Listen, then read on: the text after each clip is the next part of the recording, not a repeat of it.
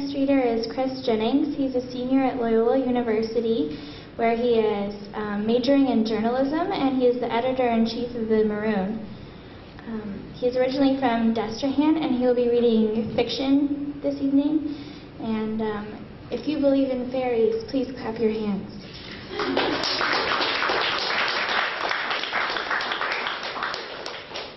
I always thought I was more Tiger Lily, but that works too. I apologize. I changed my mind about what I was going to read, so I'm going to be reading it on an iPhone. Choose to believe I really care about the environment. So, yeah, the story's called Quarantine, and it's about a small town on the eastern seaboard. It's been struck by a plague, and most of the people in the city have died, but a few people have survived, particularly within the hospital.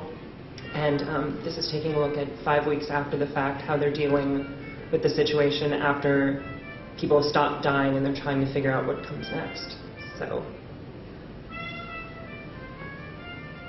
Charlie doesn't know why any of them are alive either. His first instinct was to research past diseases, focusing on the last century to match modern medicinal standards, and he found that there had been nothing like this. Certainly the last century had seen some devastating plagues.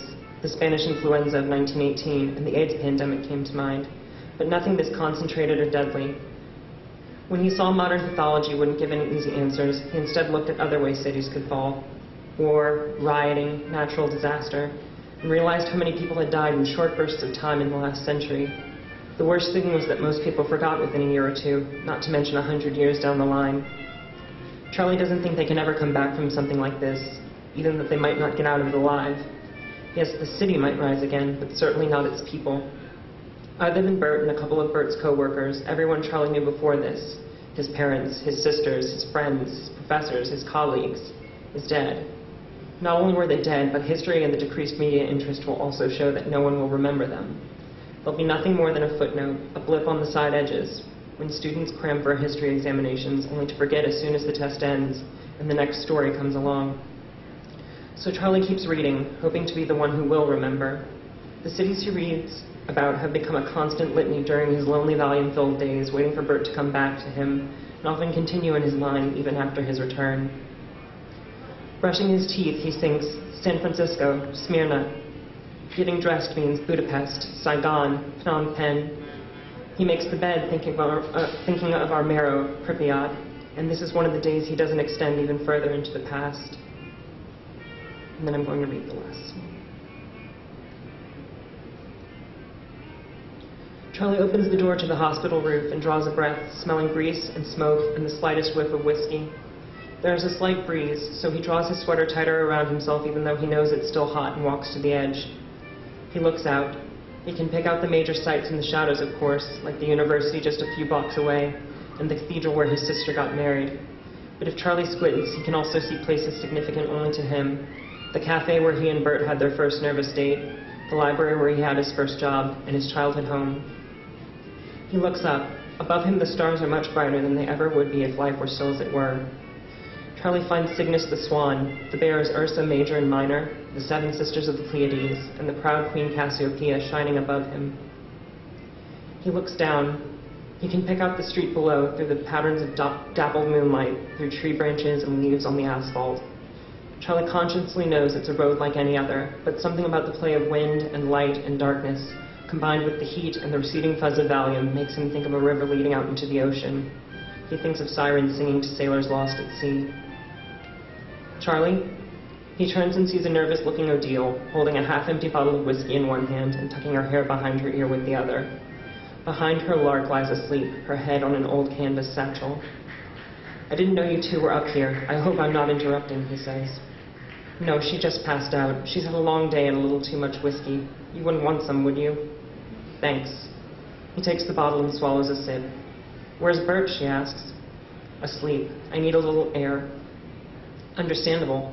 Hot as hell, isn't it?" He nods. The crickets sing. "Care to share?" she says, accepting the bottle. He points. "That over there is our apartment building. We've lived there a year. Before all this, we were thinking about getting a dog." He points again. "That's my high school. I had my first kiss there one afternoon in the empty science hall. He married a nice Baptist girl." He gestures with his chin. That's my parents' house. I found them. They're still there. I didn't know what I was supposed to do. Oh, Charlie. Her arm twitches, but then she seems to think better of it. Bert says he found me sitting in their kitchen just sort of staring at the bodies. He had to carry me out because I wouldn't move or respond. He looks at her. I don't remember the first 2 weeks of this. Do you know what that's like, to have a huge chunk of your life go missing because you were too afraid and sad and stoned to let anything sink in? No, I remember all of it. Is it terrible? She pulls from the bottle. He looks out again. We're pretty sure my sisters didn't make it either. We haven't heard from them, and they're not anywhere in the hospital. They're not the kind who would join any of the survivalists, so they must be gone. You don't know that. They might have made it somehow.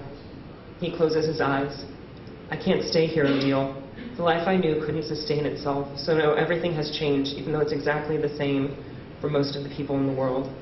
I don't think I'll ever be able to explain to anyone, not even Bert, exactly what that means. Odile exhales and takes his hand in hers. It hurts, doesn't it? Every time they cross your mind, certain smells, just breathing is hard, isn't it? He tightens his grip, then relaxes. I can't make it better, Charlie. They stand hand in hand, listening to the crickets, and Charlie thinks he can smell something on the wind he can't quite place, something like damp soil that makes him think of the color green. It's going to rain, isn't it, he says. Eventually, maybe not tonight, but soon, she says. Then what? I don't know. We'll see. Without warning, Odile pulls him into a hug, and he stiffens as she whispers into his ear. Listen, even with all I've lost, there are some things I've come to understand. We all have to take care of each other now, okay? You're not alone, Charlie. Remember that. Charlie is shaking in Odile's arms, but she feels solid, almost permanent. Over her shoulder, he sees roads and buildings and stars and thinks Paris, Jerusalem.